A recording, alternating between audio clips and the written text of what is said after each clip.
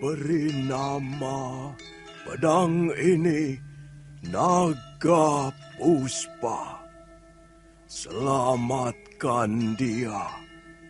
Jangan sampai jatuh ke tangan pendekar berwatak jahat.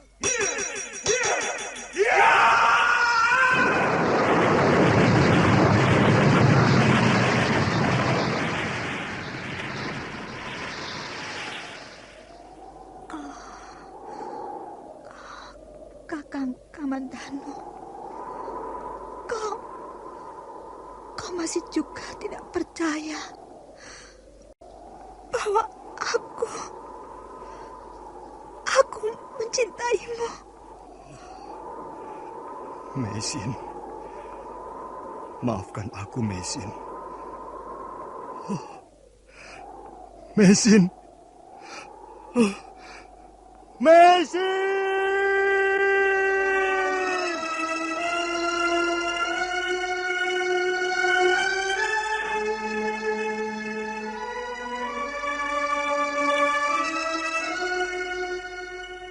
Tutur Tinula.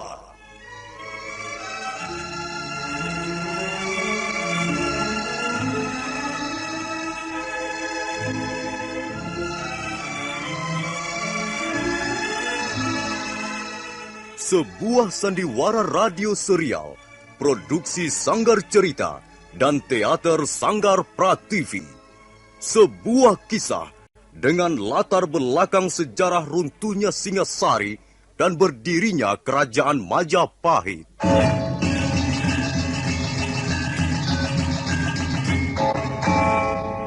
Sandiwara ini didukung oleh pemain-pemain radio yang sudah ternama.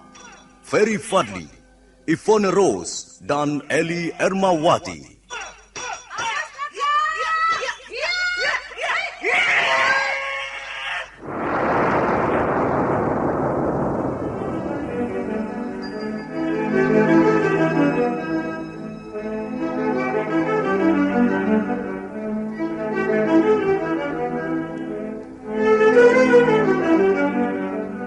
Cerita ini ditulis dan disusun oleh S. Tijab. Teknik dan montase dikerjakan oleh Rudi Tinangon dan Joko SP. Sutradara EWS Yuwono. Kali ini mengetengahkan episode pertama dengan judul Pelangi di Atas Kurawa.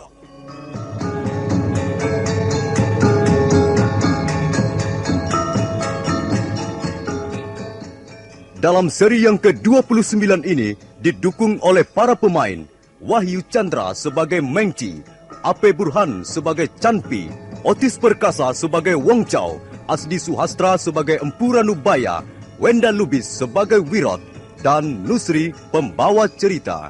Selamat menikmati.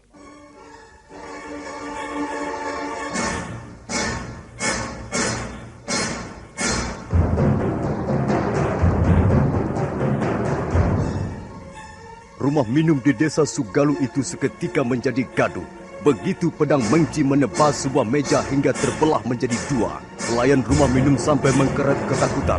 Tapi orang tua yang menjadi sasaran pedang justru nampak tenang-tenang saja. Sabar, Tuan Kucir, sabar. Ulang aja. Tuan Kucil. Kau berani mempermainkan aku. Ayo keluar. Kita bertanding di halaman sana.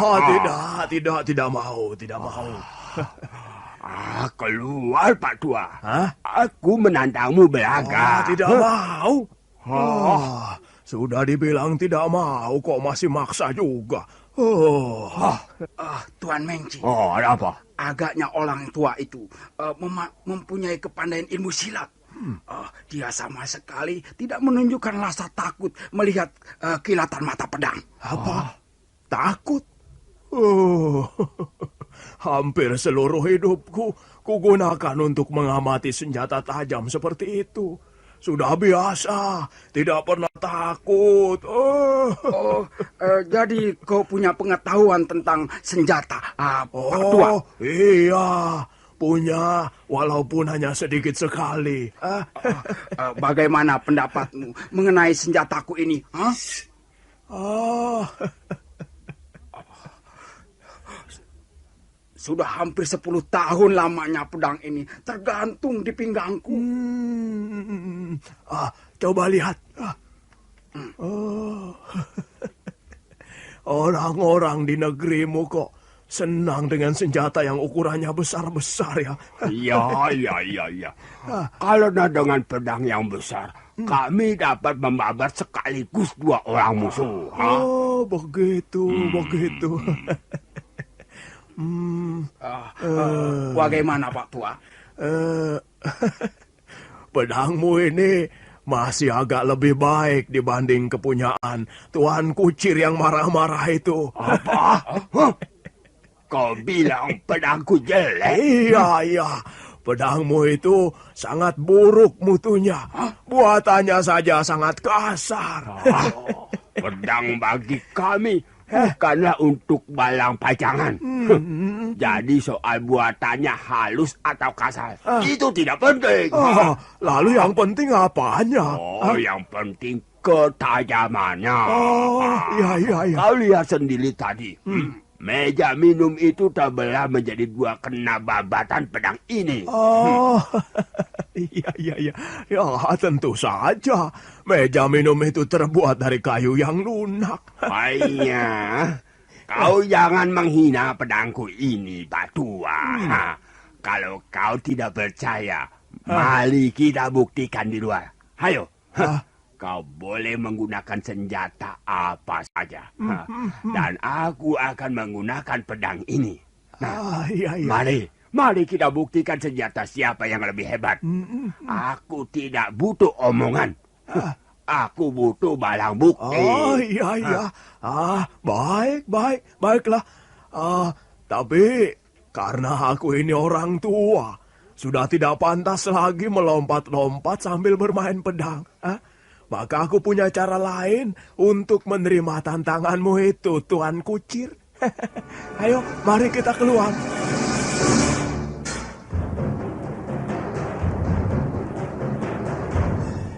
Orang tua itu keluar ke halaman diikuti oleh Mengci dan 2 orang temannya. Pelayan rumah minum bersungut-sungut sambil membenahi mangkok yang pecah dan meja yang terbelah. Tapi kemudian dia pun keluar untuk melihat apa yang akan dilakukan oleh Pak Tua yang aneh. Coba lihat sebentar pedang Tuan. Ayo. Awas.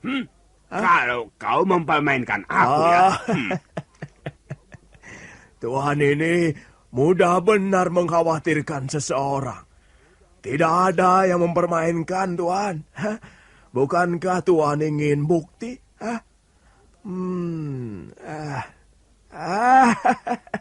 Benar kata saya. Pedang ini jelek, buatannya kasar, juga tidak tajam, lembek. Mana buktinya? Mana buktinya? Aku mau lihat.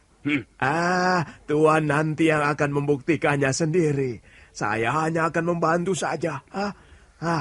Lihat. Sewaktu saya berjalan-jalan tadi pagi, saya menemukan sebuah batu. Lihat. Ini. Batu ini cukup sederhana. Tidak ada yang aneh, bukan? Pak Tua. Apa kau bermain sulap, Di negeri kami permainan sulap sudah tidak aneh lagi, ya. Anak-anak kecil pun sudah bisa melakukannya. Tunggu. Ini bukan sulap. Bukan pula sihir. Ini hanyalah suatu cara untuk membuktikan bahwa pedang Tuhan itu jelek. Ulang aja. Ayo, cepat buktikan kata-katamu, Pak Tua. Jangan membuat lawakan yang tidak lucu. Tuhan ini agaknya tergolong bukan orang yang penyabar. Aku sudah muak melihat tingkah lakumu. Awas, kalau sampai nanti kau tidak bisa membuktikan kata-katamu, akan kupotong lidahmu itu. Baik. Baiklah. Nah, sekarang lihatlah.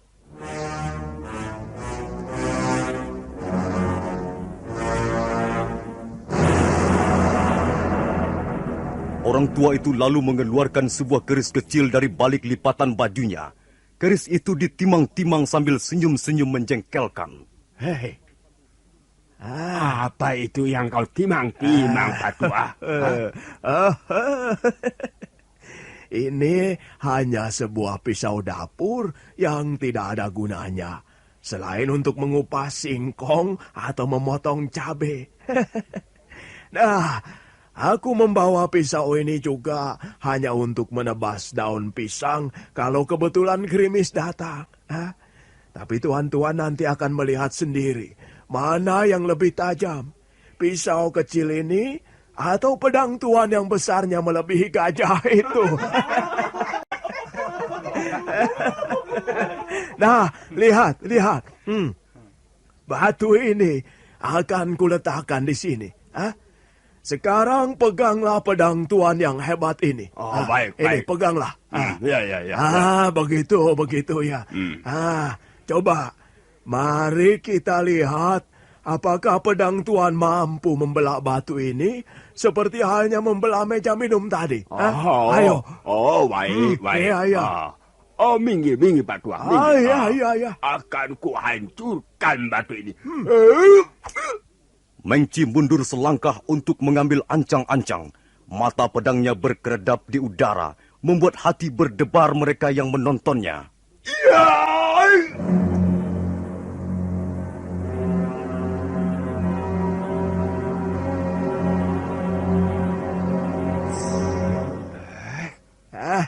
Batu itu keras sekali.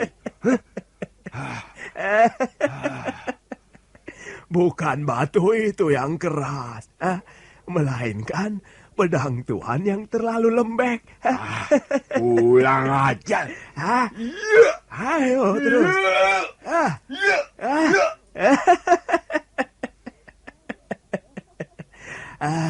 Bagaimana? Tuan masih penasaran? Kalau masih penasaran, silakan coba lagi. Ayo, silakan. Maaf Tuan Mengci, coba pinjam pedang Tuan. Biar saya mencoba menebas batu itu. Iya. Ya, Tuan Panci. Biar teman-teman Tuan mencoba juga. Berilah mereka kesempatan untuk membuktikan kehebatan pedang Tuan. Awas kau, Pak Tua. Kalau perkataanmu hanyalah omong kosong, kau akan menanggung akibatnya. Oh, iya. Nah, ambillah pedangku ini, Canpi. Jangan mau kita menjadi bahan olok-olok orang Singasari. Iya, baik Tuan Mengci. Canpi yang bertubuh lebih tegap dan kekar itu tidak segera mengangkat pedang. Untuk sesaat dia diam, mengatur pernapasannya. Kemudian dia mengambil jarak 3 langkah. Pedang itu pun mulai terangkat tinggi dan diputar-putar.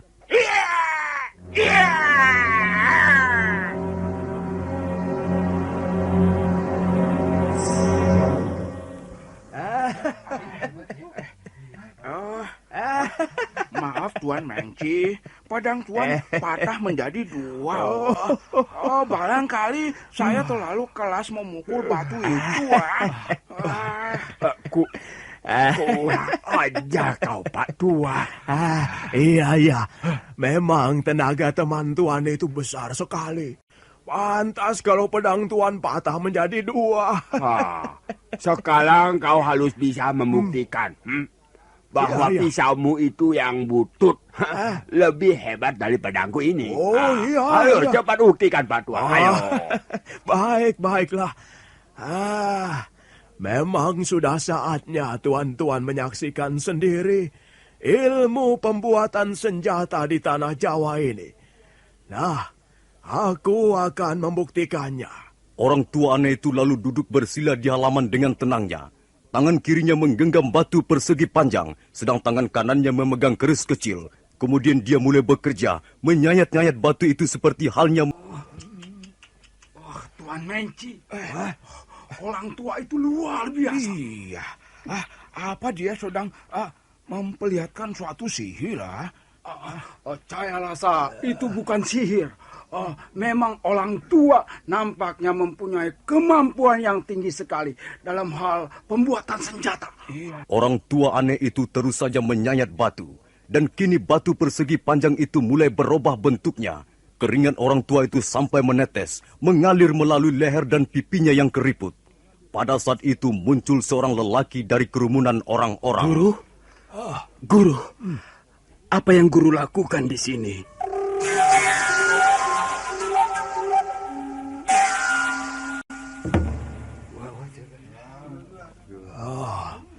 Ada apa, Wirat? Apa yang guru lakukan di sini? Apakah mereka mengganggu guru? Oh, tidak. Tidak ada yang mengganggu aku. Kau lihat sendiri. Aku sedang menyelesaikan pekerjaan yang menarik sekali. Ini pesanan tuan-tuan itu. Guru membuat apa itu? Nah, tuan-tuan. Saya sudah berusaha membuktikan perkataan saya. Kalau tuan-tuan masih kurang puas, ya, maafkan saya. Saya tidak bisa membuat permainan yang lebih menarik lagi. Ayo, Wirot. Hari sudah agak sore. Mari kita pulang. Ayo. Sebelum melangkah pergi, orang tua itu melemparkan batu persegi yang sudah berubah sama sekali. Lihat.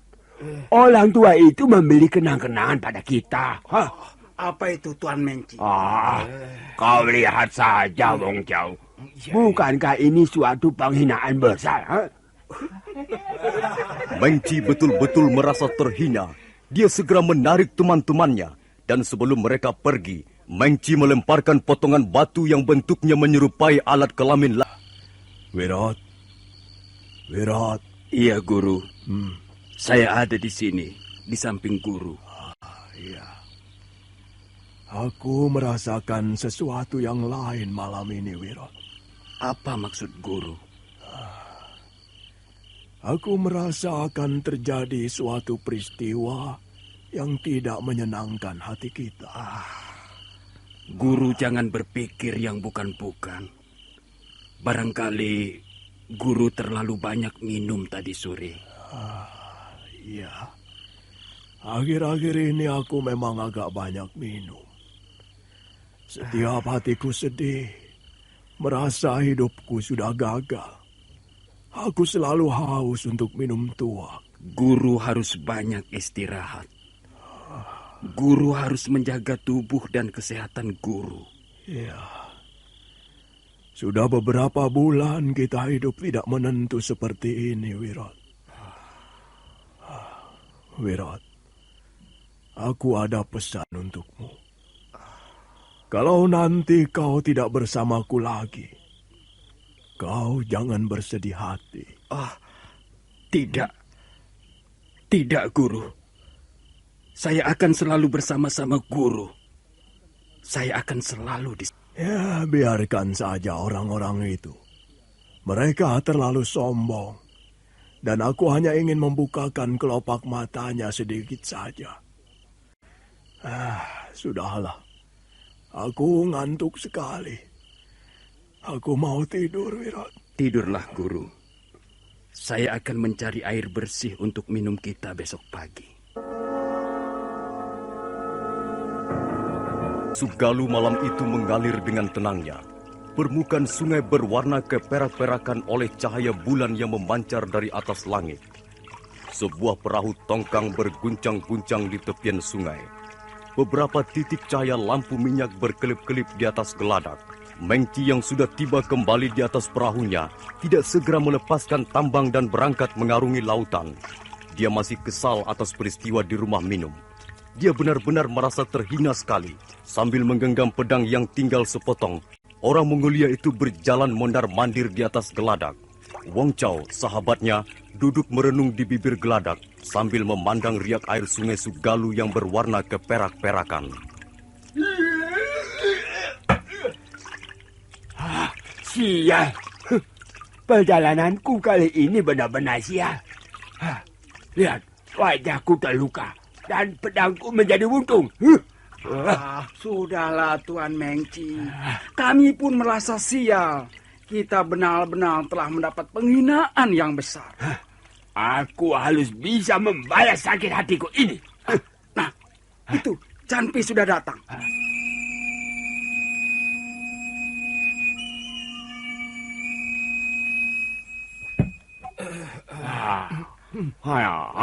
Bagaimana Canpi?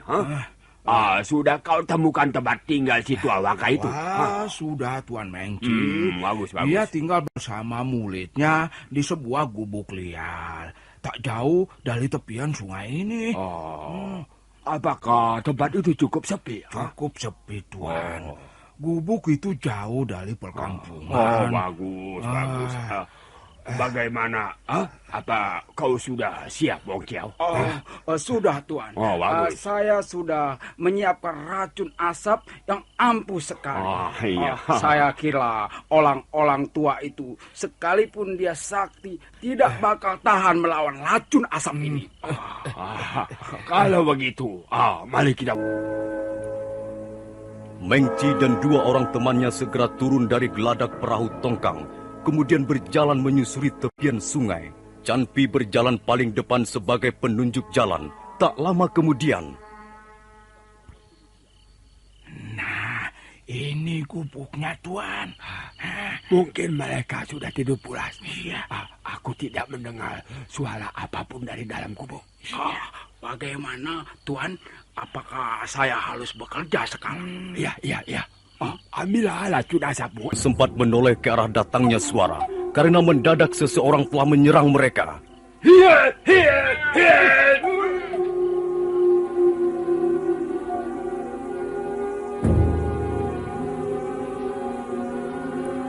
Dan terjadilah pertarungan sengit di tengah malam buta itu. Mengci dengan pedang buntungnya berusaha mendesak lawannya. Sementara itu Canpi mencoba merangsek dengan pedang panjangnya. Nah, para pendengar sekalian, bagaimana kelanjutan kisah ini? Bagaimana nasib Empu Ranubaya akhirnya? Silakan menunggu kelanjutan kisah ini pada seri berikutnya. Sampai jumpa.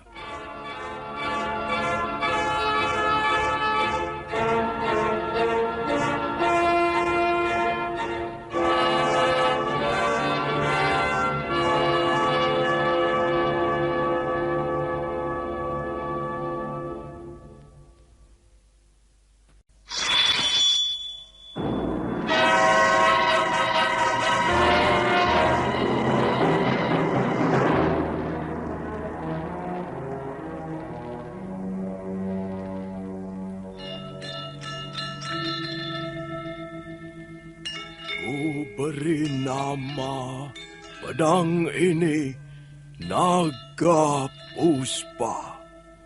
Selamatkan dia. Jangan sampai jatuh ke tangan pendekar berwatak jahat.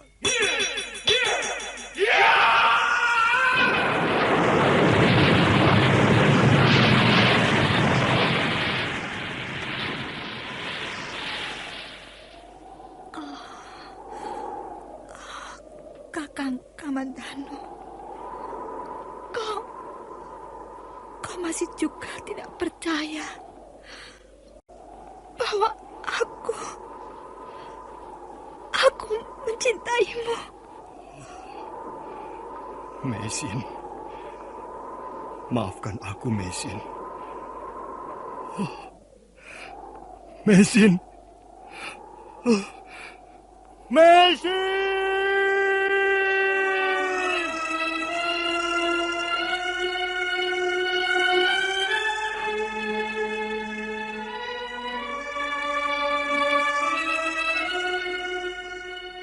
Tutur Tinula.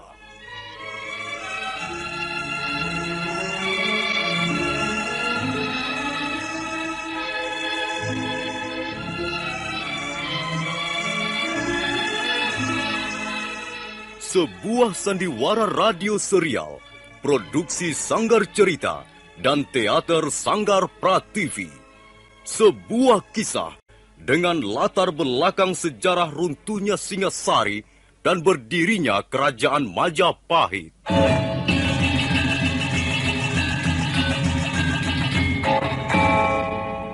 Sandiwara ini didukung oleh pemain-pemain radio yang sudah ternama. Ferry Fadli, Ivone Rose, dan Eli Ermawati.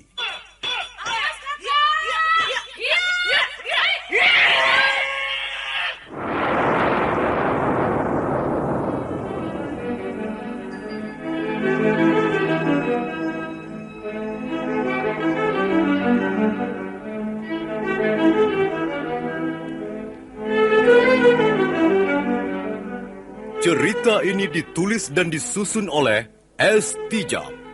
Teknik dan montase dikerjakan oleh Rudi Tinangon dan Joko SP. Sutradara EWS Yuwono. Kali ini mengetengahkan episode pertama dengan judul Pelangi di Atas Kurawa.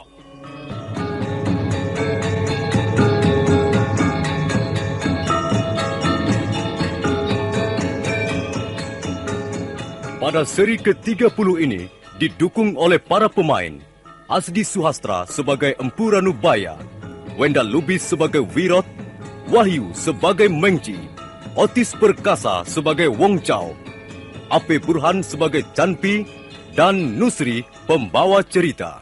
Selamat menikmati kebiru-biruan mengepul memenuhi ruangan gubuk. Empu Ranubaya yang masih terlelap tidur semakin tidak berdaya kena pengaruh hawa beracun itu. Sementara itu Mengci dan Canpi menunggu tak jauh dari gubuk. Mendadak muncul bayangan Dan kalian pasti 3 orang asing itu. Kalian masih menaruh dendam pada guruku, ha? Iya, itulah sebabnya kami datang ke gubuk Gemel tua ini, ha? Kalian licik, curang. Kami tidak sudi menjadi bahan tertawaan. Kami tidak sudi mendapat penghinaan yang begitu memalukan. Tapi kalian tidak jantan. Kami tidak membutuhkan kejantanan. Yang penting kami puas setelah membalas sakit hati kami. Hei, bagaimana Wong Chow? Weles Tuan, kambing tua itu sudah kelel. Guru, kalian apakan guruku? Kalian apakan guruku?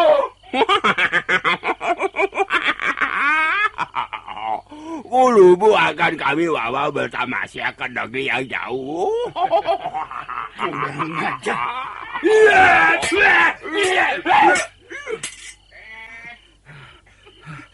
Kubunuh kalian. Akan kubunuh kalian satu persatu. Kalian sudah apakan guruku, ha? Kalian apakan guruku? Sandi, lekas tutup mulut orang gila itu. Supaya dia tidak berteriak-teriak lagi. Kubunuh kalian! Kubunuh kalian!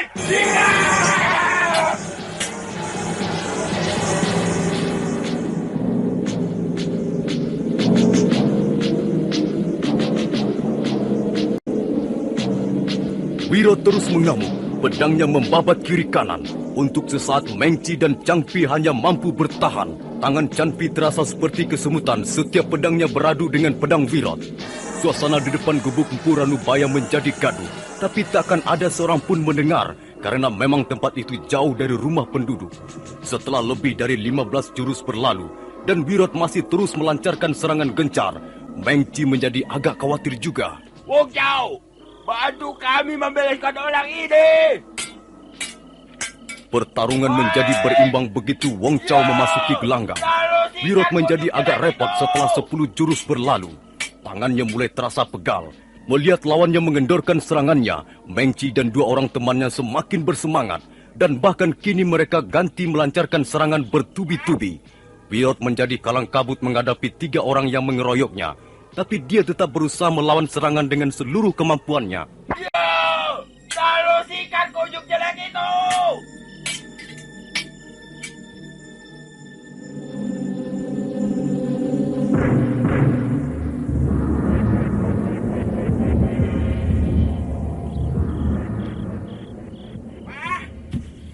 Juga orang ini ya. Kita bertiga hampir bisa dikalahkannya. Dia bertarung demi gulunya. Kalahnya itu penuh semangat. Sudahlah. Kita tak perlu membunuhnya. Dia sudah akan sangat menderita kalau kehilangan gurunya. Bagaimana dengan orang tua itu, Tuan? Apakah racun asapmu bisa dipercaya? Selama ini racun asap saya tak pernah gagal.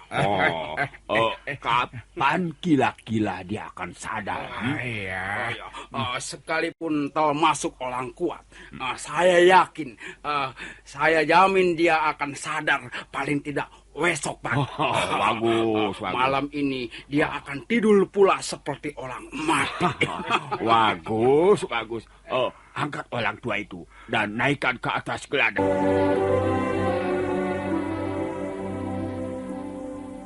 Wirot masih tergeletak di atas rumput kering di depan gubuk Empu Ranubaya yang kini sudah menjadi sepi kembali.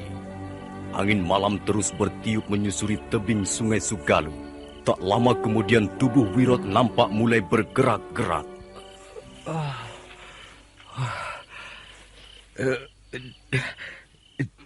Di mana aku ini?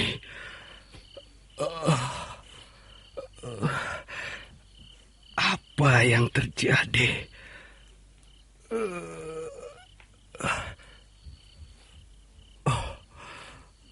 Orang-orang itu mengeroyok aku. Mereka bertiga menyerangku habis-habisan. Kepalaku terasa berdenyut-denyut. Ya, mereka telah memukul kepalaku dengan gagang pedang. Oh iya, di mana guru? Murid kesayangan Empu Ranubaya itu memaksakan dirinya untuk bangkit. Lalu dia berjalan sempoyongan menuju gubuk. Tapi Wirot menjadi sedih sekali begitu melihat gubuk sudah kosong dan gurunya tak ada di situ. Guru, mereka telah menculik guruku. Mereka telah menculik guruku. Orang-orang Senteng. Awas kau. Kalau sampai ketemu, akan kubunuh kalian. Kubunuh kalian semua.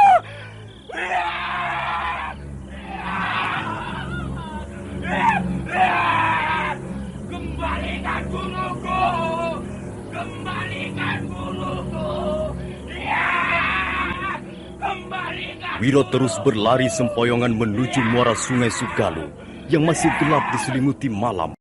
Hanya nampak cahaya pelita para nelayan mencari ikan di tengah lautan. Wirot terus berlari sambil terus berteriak seperti orang gila.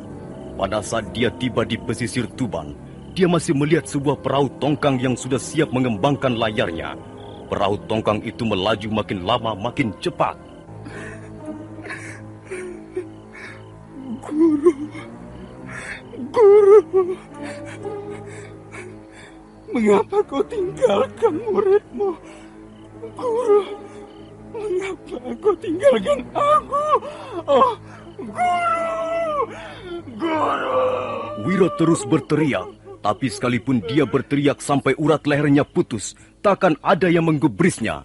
Laut masih tetap kelam, hanya debur ombak terus terdengar. Sementara perahu tongkang semakin jauh meninggalkan pantai. Makin ke tengah makin kecil, hingga menjadi titik hitam dan akhirnya lenyap di bawah ketika tubuhnya tersentuh sinar matahari yang hangat. Oh, selamat pagi, Pak Tua. Kau persis seperti kambing peot. Kalau melingkuk seperti itu. Kalian mengajakku bertamasya rupanya. Ya, Pak Tua. Kami ajak bertamasa ke negeri kami, ya. Apakah kau merasa takut, Tuan? Tidak, biasa-biasa saja. Iya, sekarang kau tidak bisa bersombong-sombong lagi. Nyawamu berada di tangan kami, Pak Tua. Kalau nyawaku di tangan kalian, lalu nyawa kalian di tangan siapa? Kalau sekarang ini kau kulempar ke tengah laut, Apa yang akan kau lakukan, Pak Tua? Dilempar ke tengah laut sana. Iya. Oh, itu bukan pengalaman yang menyenangkan. Aku akan lebih senang kalau misalnya minum semangkuk tuak yang enak. Dia ngile melihat kita minum tuak. Kau mau minum tuak buatan negeri kami, Pak Tua? Ayo. Di bawah geladak ini, kami masih menyimpan 20 guci alak yang lezat sekali. Bangsa kami memang menyukai alak. Dan alak yang paling lezat dibuat di kota Kwanlun. Kau ingin mencobanya? Ini, minumlah.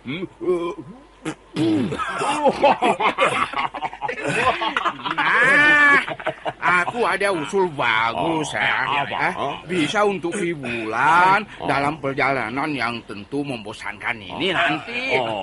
Apa usulmu, Cantik? Kita beli Pak Tua itu kesempatan untuk minum tuak buatan negeri kita. Bagus. Tapi dia harus mau kerja keras dulu. Apa maksudmu? Dia kita suruh membersihkan lantai geladak ini pagi sore, begitu. Atau dia kita suruh masak air untuk keperluan kita semua. Bukan begitu. Nah, lihatlah. Beginilah caranya membuat hiburan yang menyenangkan. Canpi, laki-laki bertubuh tegap dan kekar itu lalu menuang arak ke dalam mangkok. Kemudian pelan-pelan dia mendekati Empu Ranubaya. Pak Tua, kalau kau ingin minum arak buatan negeri kami, ayo berdirilah. Ayo berdiri. Untuk apa aku berdiri? Ayo cepat berdiri. Perairan ini banyak dihuni ikan-ikan buas. Kalau kau selalu lewat, pelut ikan-ikan buas itu akan kenyang. Ayo, cepat lakukan.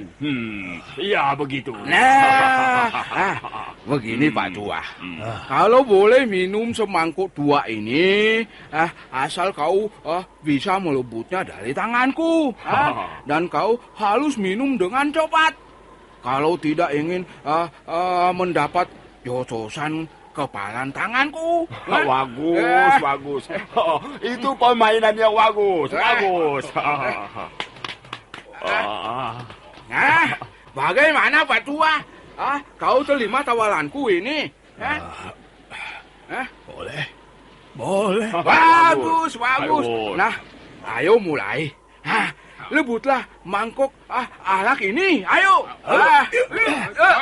Empu Ranubaya terus mendesak Canpi yang berusaha melindungi mangkoknya. Kadangkala mangkok itu terpental, tapi dengan sigap tangan Canpi menyambarnya kembali. Dan mangkok arak berada dalam tangannya lagi tanpa kehilangan isinya setetes pun. Empu Ranubaya hanya tersenyum melihat pola tingkah mereka yang dianggapnya masih muda usia. Empu Ranubaya lalu menarik napas 3 sedotan untuk mempersiapkan aji seipi angin. Ayo Pak Tua, mengapa berhenti Mungkin dia sudah lelah, sudah menyerah. Kasih saja barang seteguk untuk hadiah. Tidak. Kalau dia mau alak, dia harus mendapatkannya melalui keahliannya. Iya. Awas Caipi.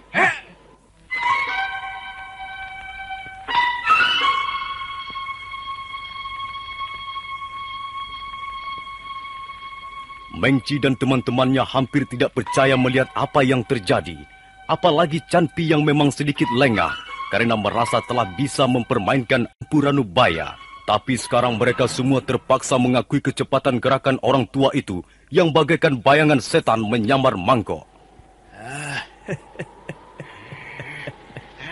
Bagaimana tuan-tuan? Mangkok sudah bisa aku rebut. Apakah sudah boleh ku minum? Tapi kalau Tuan Canpi masih belum rela, aku memberi kesempatan Tuan untuk merebut kembali mangkok ini. Ayo silakan. setetes pun tak kuizinkan kau minum malah kami, Pak iya, Tua. iya.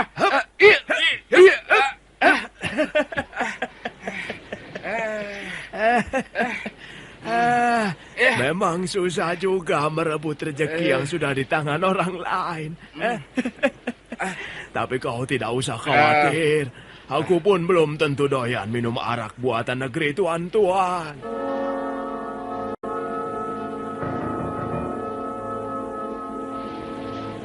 Ulang aja lu. Dia membuang alat kebanggaan kita. Apa yang kau lakukan itu, Pak Tua? Setan belang. Ayo, tangkap dia. Ringkus dia. Ayo.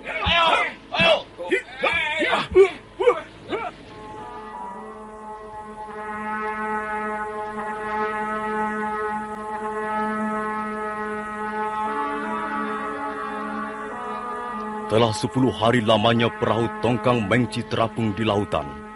Malam itu terasa sangat lengang. Empu Ranubaya meringkuk di atas geladak sambil mendekap lututnya untuk menahan dinginnya angin laut. Mendadak sebuah bayangan merangkak mendekatinya. Pak Tua, wangunlah. Bangunlah. Aku membawa arak untukmu. Minumlah supaya tidak terlalu dingin. Mengapa kau melakukannya? Jangan banyak bertanya. Minumlah. Tapi kau harus hati-hati.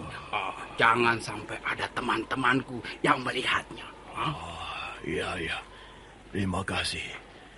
Aku memang membutuhkan cairan ini. Udara terlalu dingin. Nah, aku akan kembali ke tempatku, Pak Tua, ya. Iya. Bayangan yang ternyata adalah Wong Chow ahli racun itu perlahan-lahan kembali merangkak meninggalkan Empu Ranubaya.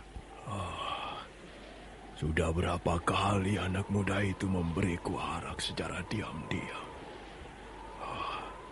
Apa maksudnya? Entahlah apa maksudnya. Yang penting tulang-tulangku tidak begitu nyeri karena udara dingin.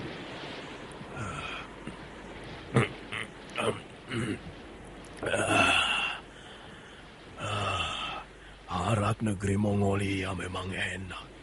Hanya agak keras. Iya, Tuan. Kau jangan mencoba memfitnah temanmu sendiri. Iya, saya tidak memfitnah, Tuan. Saya melihat sendiri dengan jelas. Sudah beberapa malam ini, pada saat-saat tertentu, dia melangkah ke arah orang tua itu. Kemudian dia membelikan sesuatu yang saya duga alak. Iya, kalau begitu dia bukan anak buah yang baik. Apa maksudnya? Dia menolong dua bangkai itu. Iya, kalau Tuan tidak percaya ya, nanti malam kita buktikan saja. Baik. Tapi kau harus bersikap biasa-biasa saja. Iya. Jangan sampai dia merasa kita curigai. Iya, baik Tuan, baik.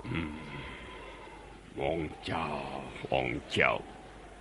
Kalau ku biarkan kau berkomplot dengan orang tua itu, akibatnya tentu akan membahayakan diriku. Kau bisa terpengaruh dan nanti bisa melaporkan yang tidak-tidak pada Kaisar. Wong Chow.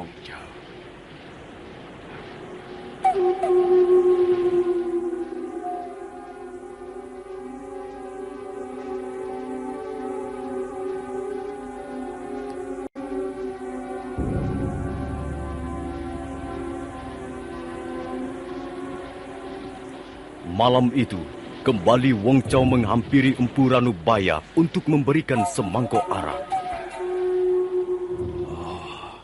Anak muda, tindakanmu ini bisa membuat marah Mengci atasanmu. Mengapa kau melakukannya? Entahlah. Mungkin aku kasihan melihatmu, Pak Tua. Aku merasa berdosa. Berdosa? Iya, aku merasa berdosa. Akulah yang membuatmu tidak sadar sampai pagi hari.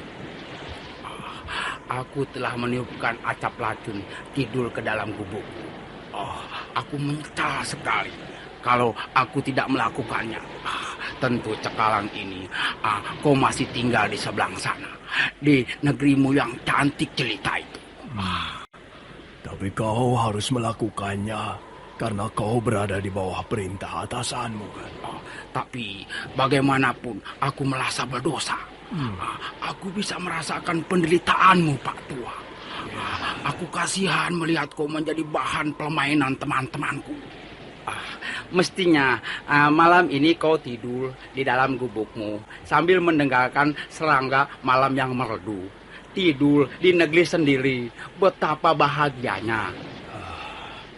Iya, sudahlah. Kau harus segera kembali ke tempat. Ya. Selamat malam, Pak Tua. Ya. Hati-hatilah. Ya. Seharian tadi Mengki terus-menerus mengawasimu. Aku khawatir dia mencurigai. Berikutnya, sampai jumpa.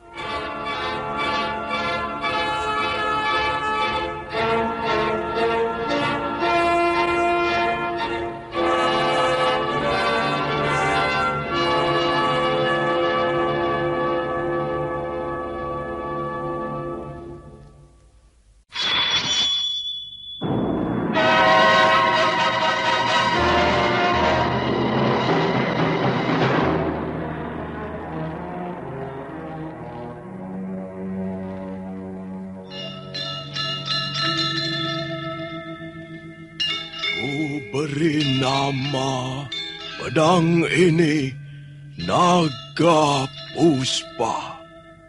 Selamatkan dia. Jangan sampai jatuh ke tangan pendekar berwatak jahat.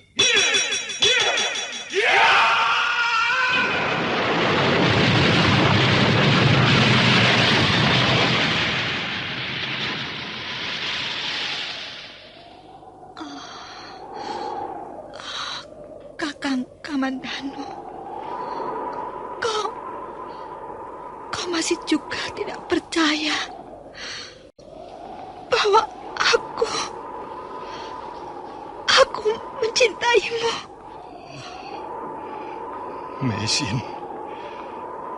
Maafkan aku, Mesin. Mesin. Mesin!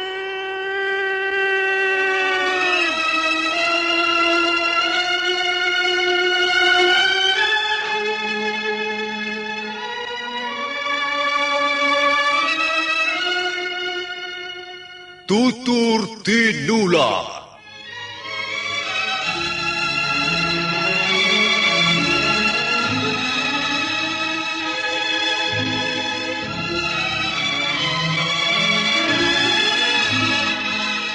Sebuah sandiwara radio serial, produksi Sanggar Cerita dan Teater Sanggar Prativi. Sebuah kisah dengan latar belakang sejarah runtuhnya Singasari dan berdirinya Kerajaan Majapahit.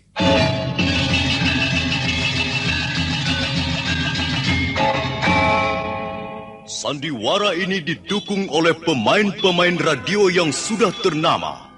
Ferry Fadli, Ivone Rose, dan Eli Ermawati.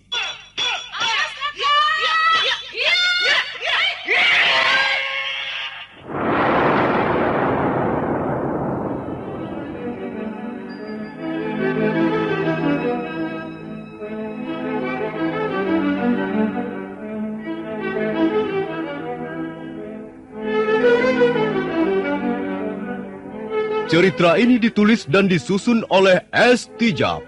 Teknik dan montase dikerjakan oleh M. Pranoto dan Edwin Sutandi.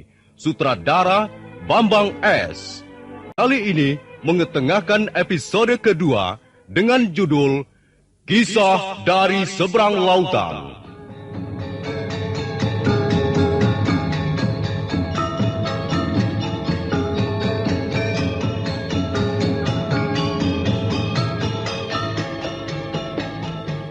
Dalam seri yang ke-31 ini didukung oleh para pemain. Wahyu sebagai Mengci, Dibyo sebagai Wong Chow, Ape Burhan sebagai Canpi, Asdi Suhastra sebagai Empu Ranubaya, Yoko sebagai Kaisar Kubilai Khan, Armando Nida sebagai Panglima Kausing, Benny sebagai Panglima Sipi, dan Nusri pembawa cerita. Selamat menikmati.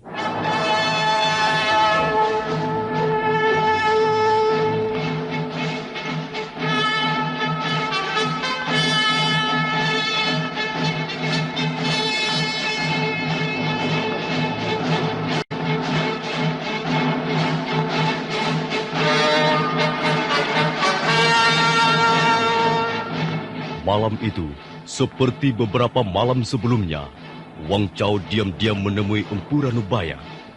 Setelah memberikan semangkuk arak, dia pun kembali ke tempatnya. Tapi malam itu, dia tidak sadar bahwa ada dua pasang mata sedang mengamati perbuatannya. Allah, sudahlah Pak Tua, jangan bertanya macam-macam. Aku tidak bisa lama-lama di sini. Minumlah arak itu untuk menghangatkan tubuhmu. Iya. Terima kasih anak muda. Aku memang membutuhkan minuman ini. Udara malam ini terlalu dingin.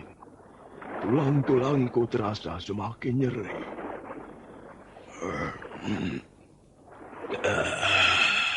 Nah, aku harus kembali ke tempatku. Iya. Hati-hatilah anak muda.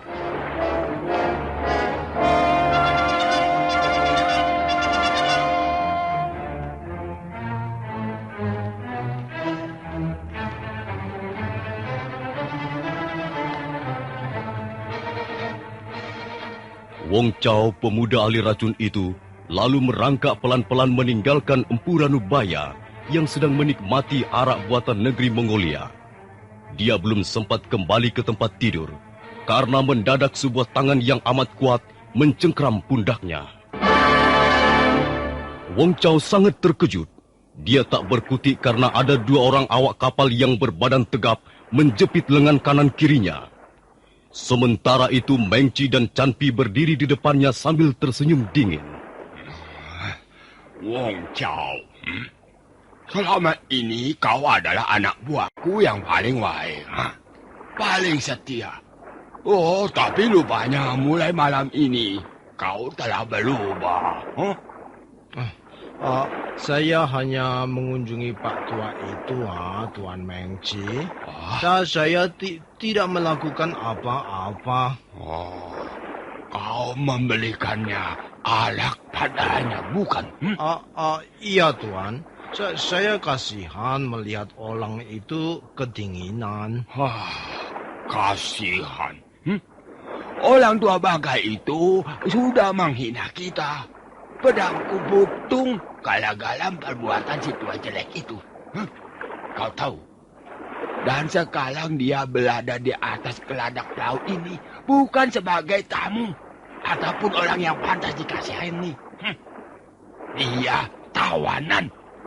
Dia pantas kita berlakukan sebagai tawanan. Dia sudah mendapat jatah makanan 1 hari 1 kali ya. Dan 2 mangkok air bersih pagi sore. Dia tidak akan mati ya.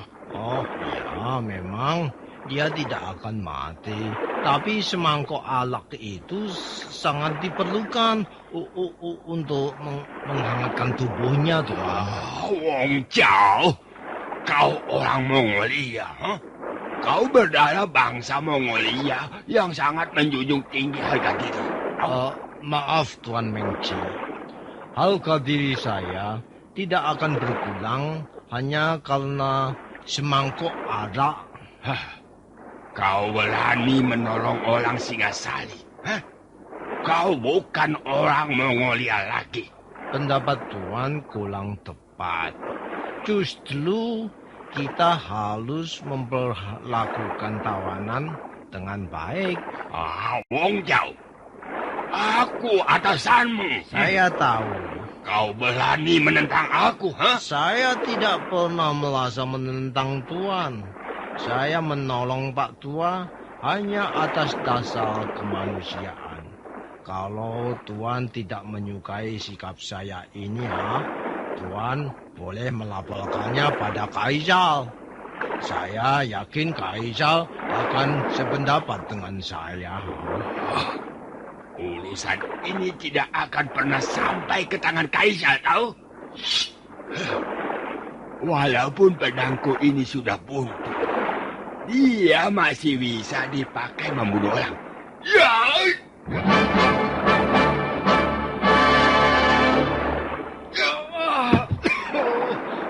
Tuan,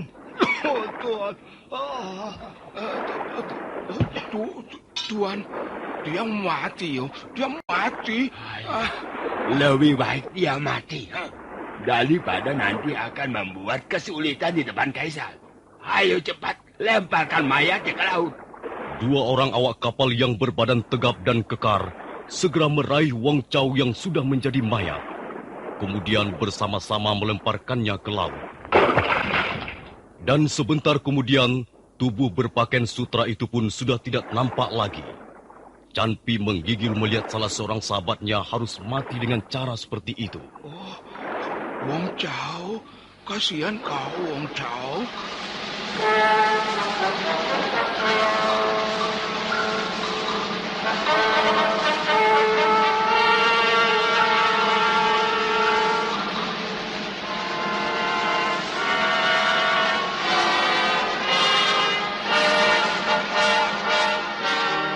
Perahu tongkang yang membawa Meng Chi dan rombongannya terus melaju membelah gelombang Laut Cina Selatan yang terkenal ganas. Kadangkala badai turun dan perahu kecil itu terlempar ke sana kemari, seolah dipermainkan tangan-tangan raksasa yang mengaduk-aduk perut lautan. Tapi seluruh rintangan di lautan bisa diatasi para awak kapal yang sudah berpengalaman. Dan setelah 32 hari terombang-ambing di tengah lautan, maka pada suatu pagi yang cerah, kita sampai. Kita sudah sampai dengan selamat. Hai, lihat. Pantai Kamsa sudah menunggu kehadiran kita.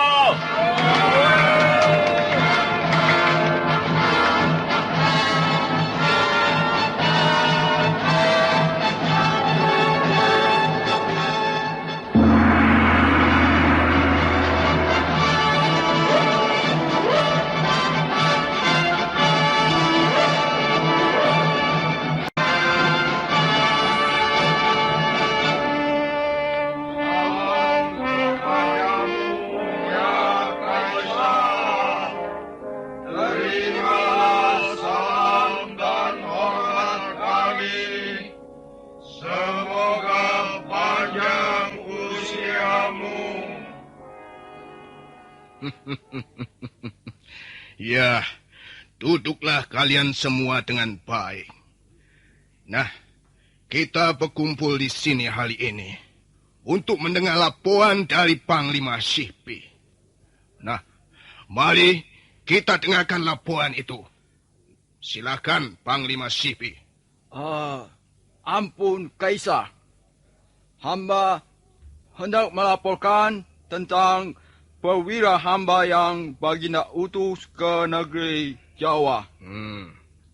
Sudah hampir 3 bulan lamanya Meng Chi kuutus ke kerajaan Singasari. Bagaimana? Apakah sudah ada beritanya? Ampun, baginda Kaisar.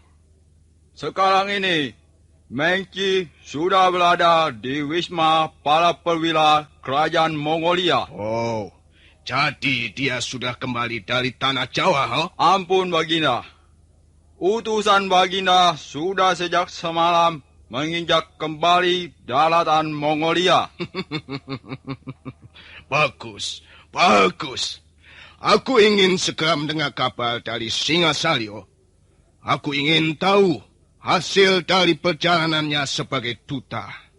Nah, panggillah Meng Chi kemari. Daulat, baginda.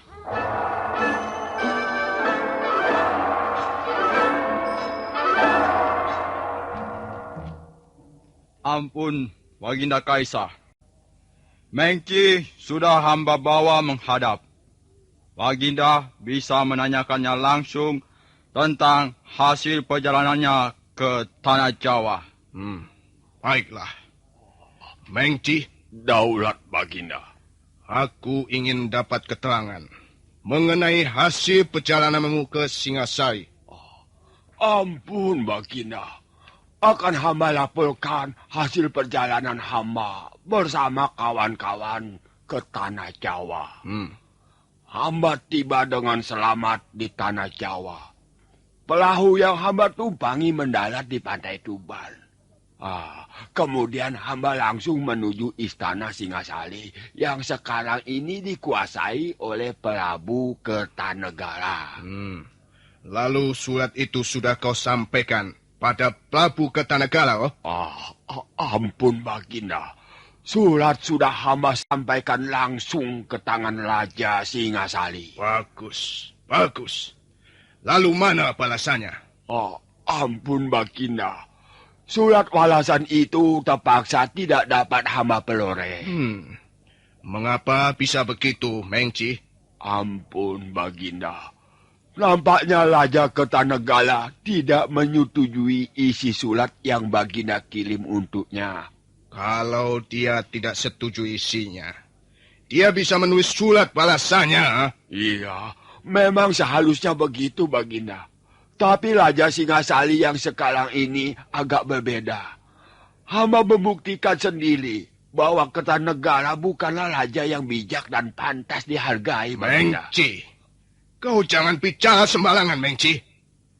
Kau harus bicara atas dasar dan bukti-bukti. Ampun, Baginda. Justru hamba akan membebelkan pengalaman hamba yang tidak begitu menggembirakan selama berada di Singasari. Mungkin Baginda dan semua yang hadir di balai persidangan ini masih dapat melihat apa yang terpahat di wajah hamba. Ada apa dengan wajahmu, Mengci? Inilah perbuatan Raja Singasari itu, Baginda. Dia bukan saja tidak setuju isi surat, tapi dia juga memaki-maki hamba. Hamba berusaha membela harga diri dan kehormatan hamba sebagai utusan bangsa Mongolia. Tapi inilah akibatnya, Baginda. Luka di wajah hamba ini adalah perbuatan Kertanegara. Dengan kelisnya dia mencoba membunuh hamba di depan balai Paseban Magung. Untung hamba bisa menangkis. Hingga ujung kelis itu hanya menggores wajah hamba dan tidak sampai membunuh hamba, Baginda.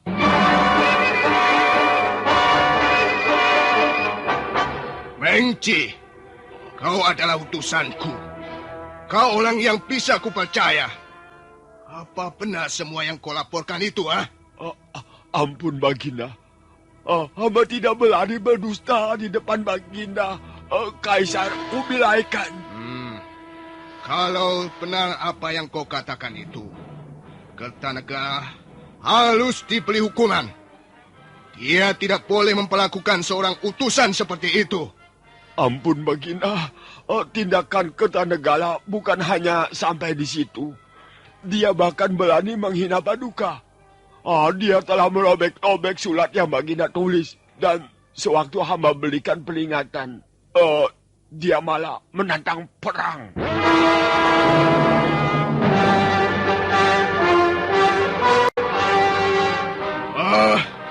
Kertanegara berani menantang perang padaku.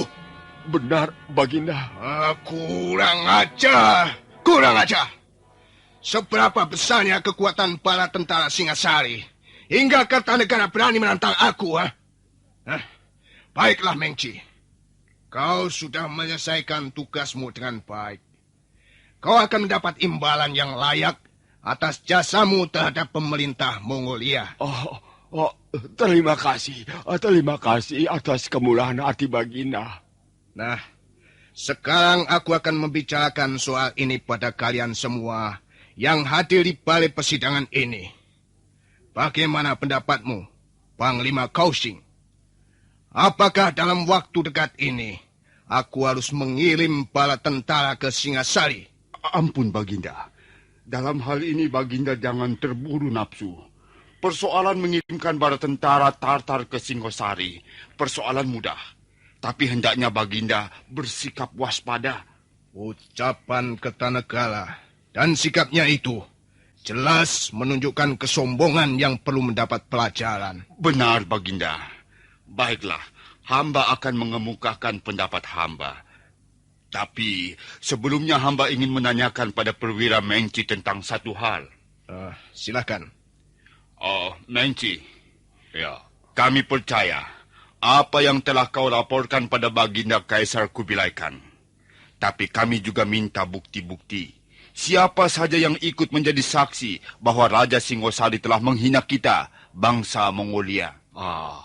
Kami bertiga menjadi saksinya, Panglima.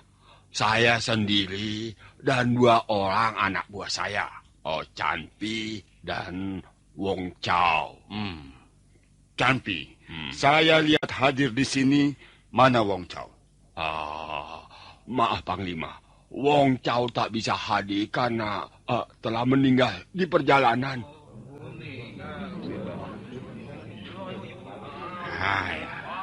Sayang sekali. Bagaimana Wong Chao bisa meninggal di perjalanan? Begini, Panglima. Waktu itu pelaut kami baru 2 hari meninggalkan pantai Tuban. Saya sudah berulang kali memperingatkan agar awak kapal jangan terlalu banyak minum. Karena keadaan air laut tidak menentu. Kadang-kala tenang, kadang-kala berubah banyak gelombang. Wong Chao orangnya agak keras. Dia secara diam-diam minum arak sampai 10 mangkok. Sedangkan jatah yang kami belikan hanyalah 3 mangkok untuk 1 orang. Mungkin karena mabuk itu, dia kurang keseimbangan. Hingga waktu berada di bulitan perahu, dia terjatuh, Panglima. Maaf, Panglima. Saya sendiri tidak melihat peristiwanya. Saya hanya segala memeriksa seluruh anak buah. Dan ternyata Wong Chao tidak ada lagi bersama kami. Saya lalu mengambil kesimpulan bahwa Wong Chao telah tercebur ke laut.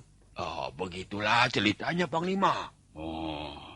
Apa benar yang diceritakan oleh Perwira Mengci? Coba berilah keterangan sedikit, Canpi. Benar, Panglima. Waktu itu memang tengah malam dan sebenarnya bukan hanya Wong Chao yang mabuk. Tapi dia minum paling banyak. Benar. Dia minum terlalu banyak. Dia memang keras kepala. Tak ada lagi yang bisa kau katakan, Canpi? Tidak, Panglima. Waktu itu saya juga tidak melihat peristiwanya. Saya sudah hampir tidur di geladak depan bersama teman-teman yang lain. Nah, sekarang aku mau tanya. Apa benar Prabu Kertanegara telah menghina kalian? Benar, Panglima, benar. Apa yang dikatakannya, coba? Dapatkah kau mengingat-ingat sepatah atau 2 patah kata? Kalau tidak salah, Kertanegara berkata begini. Kalau kalian tidak senang, kalian laporkan pada Kaisar. Aku tidak akan gentar menghadapi bala tentara Tartar. Cukup. Kukira tak perlu lagi bukti. Kertanegara memang perlu dihukum berat. Dia mempunyai 2 kesalahan pada bangsa Mongolia. Pertama, dia telah berani menghina utusanku, bahkan melukainya. Dan kedua, dia telah berani melupek-lupek suratku, yang berarti menantang perang. Ampun, Baginda. Barangkali masih ada satu hal lagi yang ingin dilaporkan oleh Perwira Mengci. Tentang orang tua, orang Singasari yang ikut terbawa perahunya ke negeri kita. Aku juga mendengar tentang itu. Tapi belum begitu jelas. Nah, bagaimana orang itu sampai terbawa kemari? Apa kau sengaja membawanya, Mengci? Ampun, Baginda. Kami semua juga tidak tahu. Tiba-tiba saja orang tua itu sudah berada dalam perahu kami.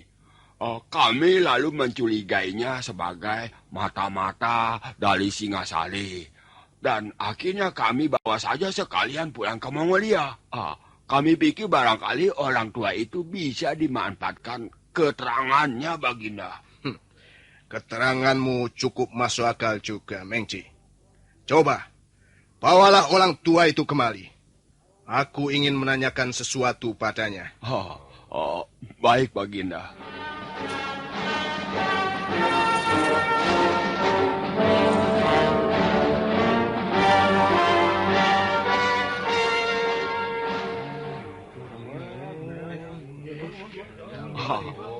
Ini orangnya, Baginda. Baik. Coba, suruh dia lebih dekat kemari. Ayo mendekat, Pak Tua. Maju lagi 2 langkah dan berlutut di hadapan Baginda Kaisar Kubilaikan. Tidak. Aku di sini saja. Dan aku tidak mau berlutut. Orang tua, berlutut. Kau tahu sedang berhadapan dengan siapa sekarang ini, Ayo berlutut. Sudahlah. Biarkan saja dia di situ. Nah, Tuan, siapa nama Tuan? Tuan Kaisar bertanya pada saya. Ya, aku ingin tahu nama Tuan. Ranubaya. Bagaimana Tuan bisa sampai ke negeri kami ini?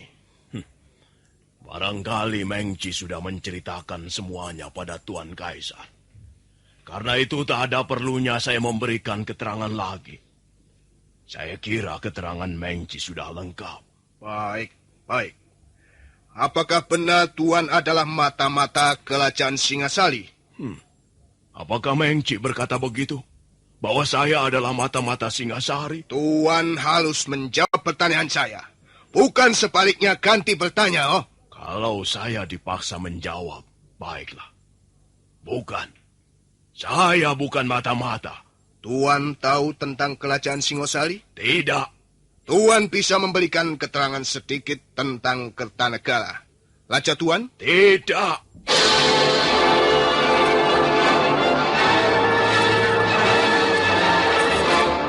Mereka yang hadir terkejut mendengar jawaban-jawaban Empu Ranubaya yang singkat dan berani. Sementara itu wajah Kaisar Kubilaikan pun mulai berubah. Matanya menatap tajam ke arah orang tua di depannya. Nah, para pendengar sekalian, bagaimana kelanjutan kisah ini?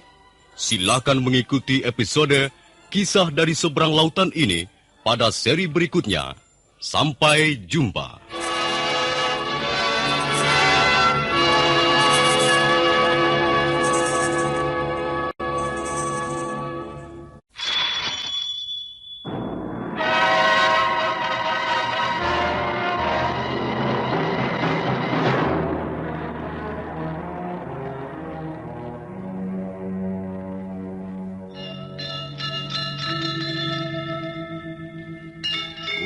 Beri nama pedang ini Naga Puspa. Selamatkan dia. Jangan sampai jatuh ke tangan pendekar berwatak jahat.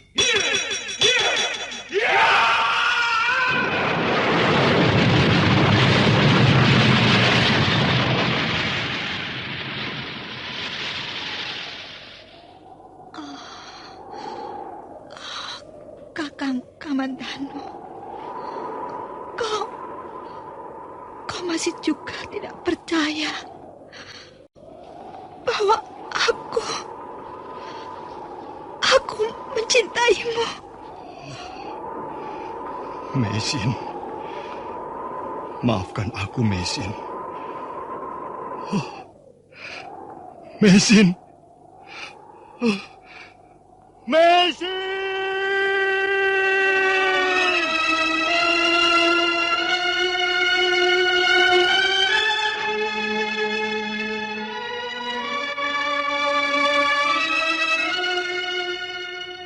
Tutur Tinula.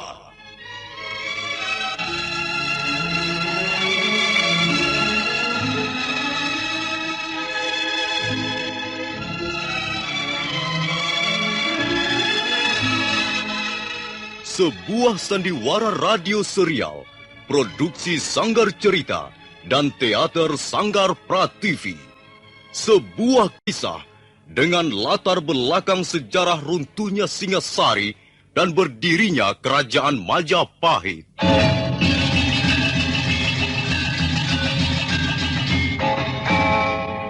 Sandiwara ini didukung oleh pemain-pemain radio yang sudah ternama. Ferry Fadli, Ivone Rose, dan Eli Ermawati.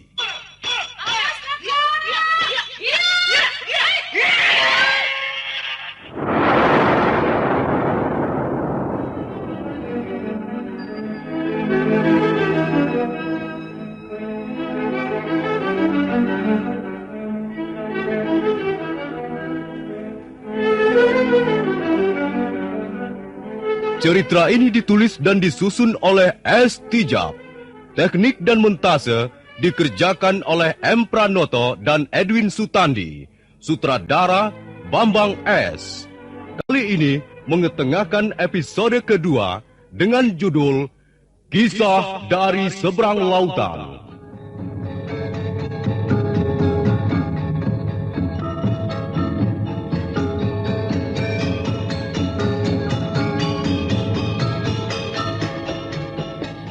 Dalam seri yang ke-32 ini didukung oleh para pemain. Yoko sebagai Kaisar Kubilai Khan, Armando Nida sebagai Panglima Kausing, M. Abud sebagai Panglima Ikemese, Benny sebagai Panglima Sipi, AP Burhan sebagai Canpi, Dibyo sebagai Serdadu, Asdi Suastra sebagai Empu Ranubaya, dan Nusri pembawa cerita. Selamat menikmati.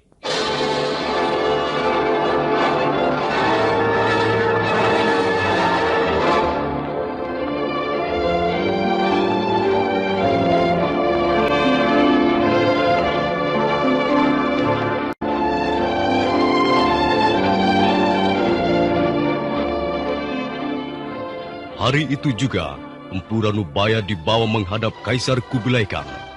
Kaisar mengajukan beberapa buah pertanyaan yang dijawab secara singkat dan berani oleh Empu Ranubaya. Mereka yang hadir menunjukkan rasa kesal. Demikian pula Kaisar akhirnya merasa kesal dan merasa tidak dihargai. Tuan tidak menjawab dengan baik apa yang saya tanyakan. Tuan Kaisar memerlukan keterangan apa dari saya? Tuan adalah orang Singasari. Tentulah Tuan mempunyai pengetahuan tentang negeri Tuan. Juga tentang raja Tuan yang bernama Kertanegara itu. Bukankah saya sudah menjawabnya? Saya tidak tahu menahu tentang Singasari. Apalagi tentang Kertanegara. Saya benci soal-soal kekuasaan dan pemerintahan. Saya cukup merasa puas menjadi orang biasa. Ampun, Baginda. Saya mendapat kesan bahwa orang tua ini menyembunyikan sesuatu. Dia nampaknya sengaja menghindari untuk menjawab secara benar pertanyaan-pertanyaan Baginda. Ya, sepertinya begitu, Panglima Sihpi. Ampun, beribu ampun, Baginda. Menurut pendapat hamba, orang tua ini jiwanya tertutup. Dia tak ingin orang lain mencampuri urusan pribadinya. Tapi hamba yakin dia bukanlah tergolong orang yang berbahaya. Belum tentu, Panglima Kausing. Mana kita tahu apa yang dipikirkannya. Biasanya, orang yang berbahaya justru orang yang pintar membuat jawaban. Orang seperti dia ini pasti jujur. Dia tidak pernah memutarbalikkan kenyataan. Dia tak pernah berdusta atau mengkhianati pendiriannya. Panglima Kausing baru sekarang ini melihatnya. Bagaimana bisa menilai pribadinya dengan cermat? Sebaiknya urusan mengenai orang tua ini serahkan saja pada Baginda. Baginda tahu bagaimana cara menanganinya. Sudahlah. Benar apa yang dikatakan Panglima Ikemese. Urusan orang tua ini, aku yang akan menyelesaikannya. Nah, Tuan Lanubaya. Ya, Tuan Kaisar. Jadi benar, Tuan tidak bersedia memberikan keterangan yang saya butuhkan? Saya tidak mempunyai keterangan seperti itu. Tuan tahu, sikap seperti itu di negeri kami bisa dianggap suatu penghinaan. Saya tidak mempunyai alasan untuk menghina siapa-siapa. Tuan sekarang berada di negeri kami. Tuan harus mengikuti tata tertib dan peraturan yang berlaku di sini. Semua orang menjawab dengan baik setiap kaisarnya menanyakan sesuatu. Tuan tahu, sikap seperti Tuan bisa mengantar leher Tuan ke tangan Algojo. Tuan bisa dihukum pancung. Tuan tidak takut mati? Mengapa Tuan diam saja? Ampun, Baginda. Barangkali orang tua ini sedang mengalami peristiwa yang menggoncangkan hatinya.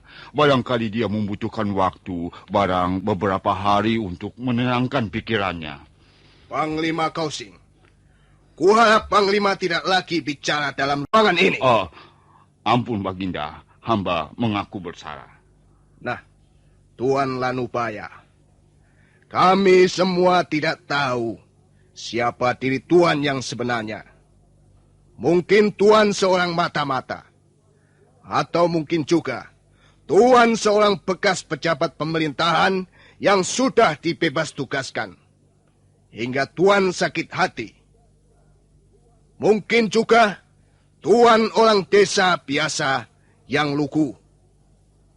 Kami tidak tahu apa saja yang Tuan lakukan di negeri Tuan. Tapi di negeri kami, Tuan bukanlah seorang tamu. Kami tak pernah merasa mengundang Tuan. Tuan juga bukan utusan dari kerajaan manapun. Tapi pada saat kami ingin tahu tentang diri Tuan, Tuan malah membungkam. Ya, kami terpaksa mengambil jalan yang paling aman. Untuk sementara, Tuan akan kami penjarakan.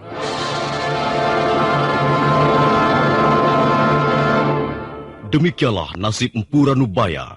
4 orang prajurit Mongolia segera mengiringnya ke penjara.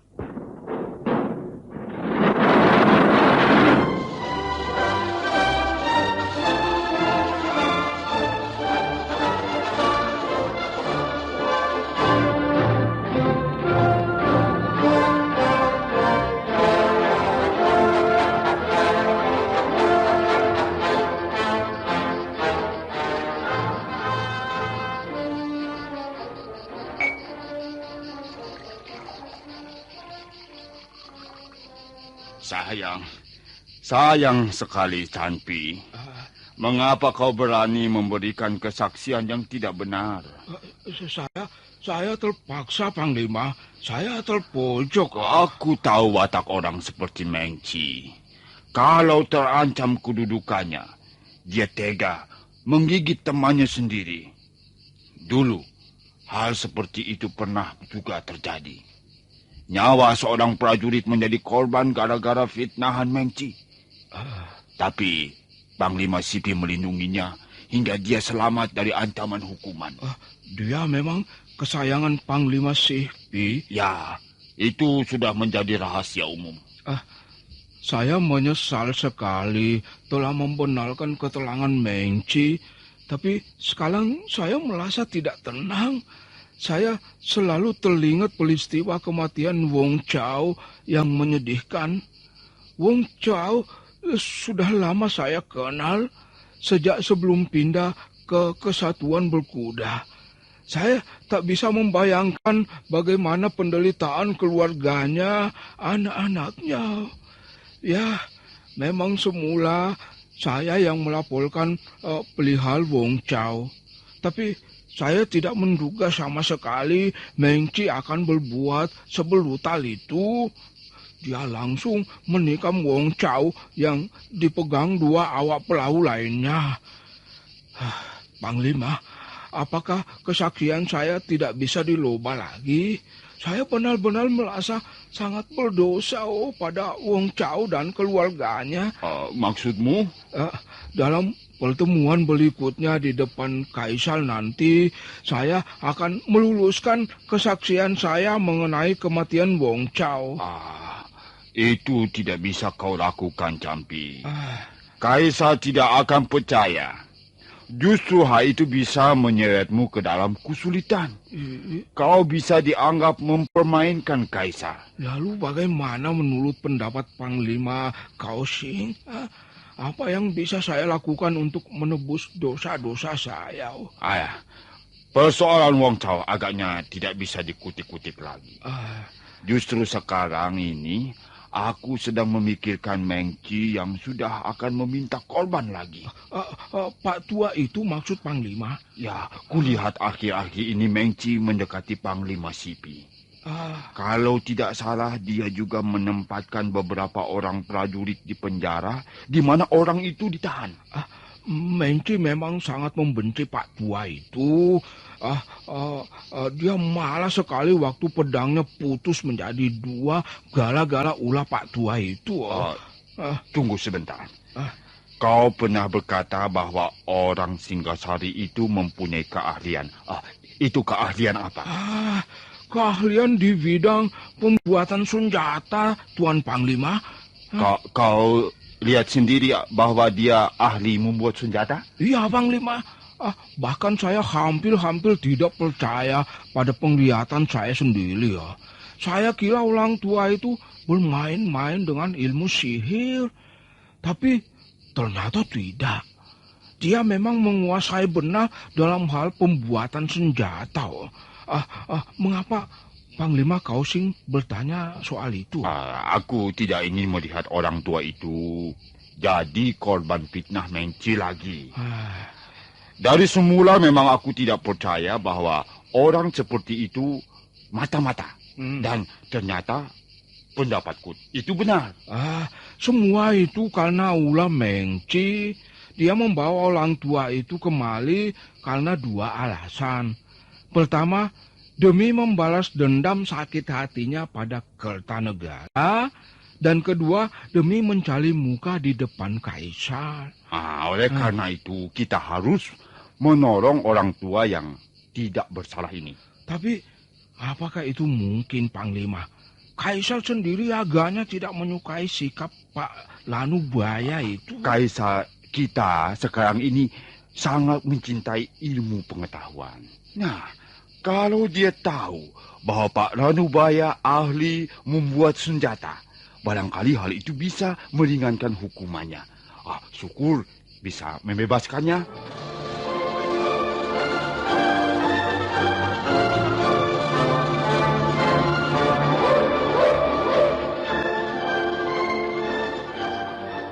Keesokan harinya, Panglima Kaohsing mengunjungi Empu Ranubaya di ruang tahanannya. Tapi dua orang serdadu menghadang jalannya. Maaf, Panglima.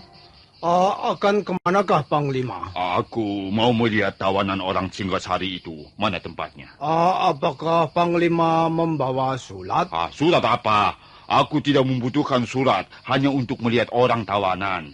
Kau jangan macam-macam, prajurit. Ayo minggir. Tapi kami diberi tugas menjaga tawanan itu. Siapa yang menugaskanmu? Panglima Sipi. Apa bedanya Panglima Sipi dan aku? Aku juga punya hak melihat para tawanan yang ada dalam penjara. Minggir kataku. Dan tunjukkan di mana ruangan orang Singgasari itu. Tapi Tuan Panglima... Tapi... Kau tidak usah takut. Kau ada pertanyaan dari Panglima Sipi, aku yang menjawab. Baik, Panglima.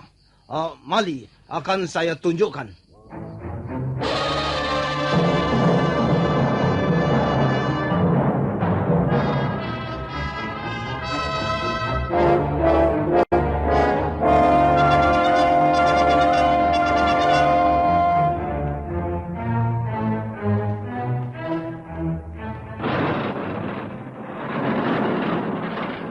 Selamat malam, Tuan Lanubaya.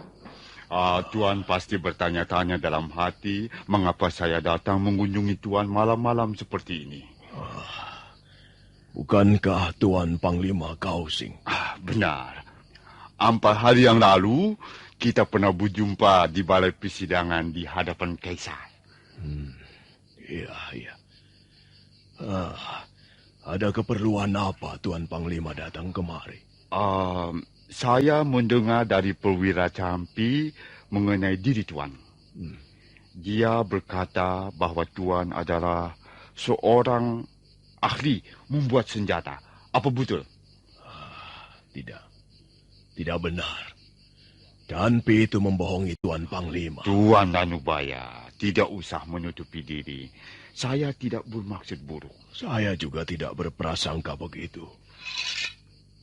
Saya mempunyai senjata yang sudah lebih dari 20 tahun menyertai saya dalam setiap peperangan.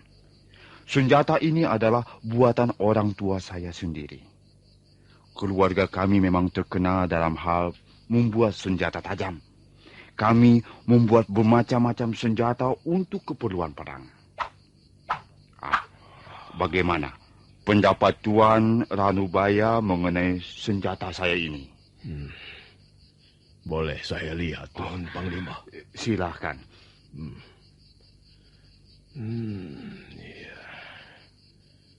Ya. Rupanya bangsa Tuan sangat menyukai bentuk senjata seperti ini untuk membunuh musuh-musuhnya. Di rumah saya menyimpan bentuk yang lain. Ada pedang pendek, ada 2 buah tombak sepanjang 5 langkah. Pedang Tuan Panglima ini kurang bagus. Di mana letak kekurangannya Tuan Ranubaya? Bahan logamnya. Maksud Tuan? Bahan logamnya masih terlalu muda. Belum saatnya dicetak menjadi senjata.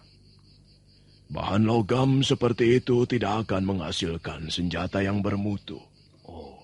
Maaf, saya belum bisa mempercayai perkataan Tuan. Dapatkah Tuan membuktikannya? Tuan Panglima pintar sekali mengorek keterangan pribadi seseorang. Saya telah terpancing. Tapi saya lihat Tuan adalah orang yang jujur. Karena itu baiklah, saya akan membuktikan perkataan saya. Mengci pernah menyaksikan sendiri bagaimana tajamnya pisau kecil ini. Dan sekarang Tuan Panglima akan melihatnya juga. Empu Ranubaya mengeluarkan pisau kecilnya. Kemudian dia duduk bersila. Panglima Kausing melihat orang tua itu duduk bersila. Tangan kirinya menggenggam pedang, sedang tangan kanannya memegang pisau kecil. Maaf. Saya akan menuliskan nama Tuan Panglima di atas pedang ini. Tuan tidak keberatan. Tuan bisa melakukan itu? Pedang itu keras sekali, Tuan. Bahan logamnya digali dari lembah kuil Pinsan. Senjata milik keluarga Kaisar Genghis Khan pun mengambil bahan logam dari tempat yang sama. Kalau Tuan mengizinkannya, saya akan segera menulis. Iya. Silakan, Tuan. Tapi mana mungkin Tuan bisa mencederai pedang itu? Empu Ranubaya lalu menarik napas 3 kali. Badannya seketika menjadi bergetar.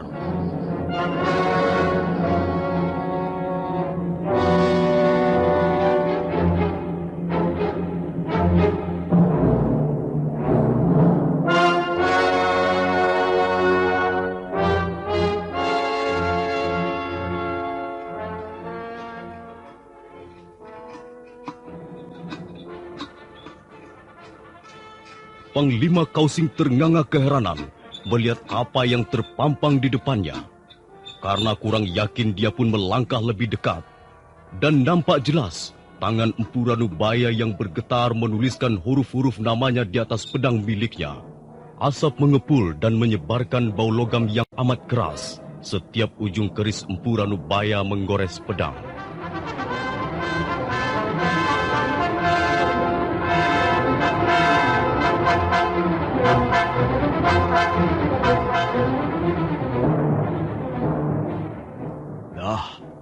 Bagaimana Tuan Panglima? apakah sudah benar susunan huruf nama Tuan yang saya buat di atas pedang ini? Oh, Tuan telah membuktikan sesuatu yang hampir mustahil terjadi menurut akal sehat saya. Bagaimana Tuan bisa melakukannya? Saya sudah mengatakan bahwa pedang Tuan terbuat dari logam yang masih muda. Sedangkan keris kecil ini terbuat dari logam yang sudah tua umurnya. Kalau begitu, benar apa yang dikatakan Campi. Tuan memiliki pengetahuan yang hebat sekali dalam hal pembuatan senjata. Pengetahuan saya hanya sedikit. Tuan terlalu merendah. Bagaimana kalau Tuan saya bawa menghadap Kaisar? Apa gunanya? Saya kurang berminat berbincang-bincang dengan seorang raja. Tuan jangan khawatir. Kaisar kami yang sekarang amat tertarik pada ilmu pengetahuan. Kalau dia tahu bahwa Tuan mempunyai keahlian membuat senjata, saya yakin Tuan bisa dibebaskan dari hukuman.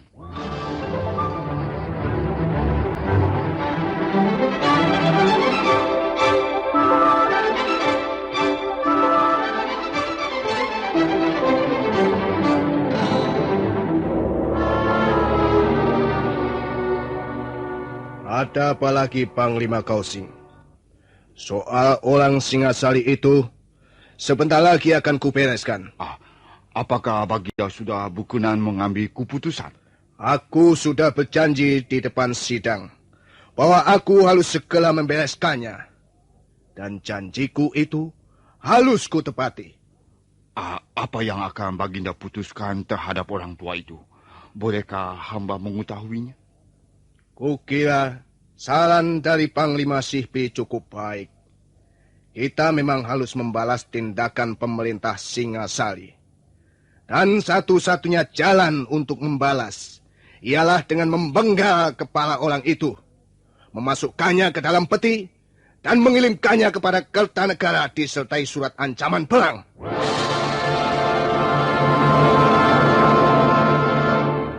Ampun Baginda. Apakah tindakan seperti itu tidak terlalu kejam dan brutal? Penghinaan Kertanegara halus dibalas. Tapi mengapa kita harus melibatkan orang tua yang tidak bersalah? Kausing, bagaimana kau tahu dia tidak bersalah? Mungkin saja dia mata-mata Singasali yang sengaja diselundupkan ke Pulau Mengci. Menurut pendapat hamba, orang tua itu bukanlah mata-mata. Kita semua tidak tahu siapa orang itu, kecuali bahwa dia orang Singasali. Dia selalu membungkam ketika kulontarkan pertanyaan. Sudahlah Panglima Kausing. Mengapa kau jadi memikirkan orang tua itu? Ampun Baginda, hamba merasa sangat menyayangkan kalau sampai orang tua itu menjadi korban fitnah. Apa maksudmu Panglima Kausing? Mungkin saja Mengci telah memfitnah orang itu. Mengci tidak mempunyai alasan untuk memfitnah orang itu. Ampun Baginda, justru Mengci mempunyai alasan yang kuat untuk mencelakakan orang itu. Panglima Kausing, apa alasannya? Kau jangan membuat perkara yang bisa memecahkan kesatuan di antara kita, Panglima Kausing. Ampun Baginda, bukan maksud hamba ingin memecah belah persatuan di antara teman-teman sendiri. Tapi memang benar apa yang telah hamba kemukakan itu.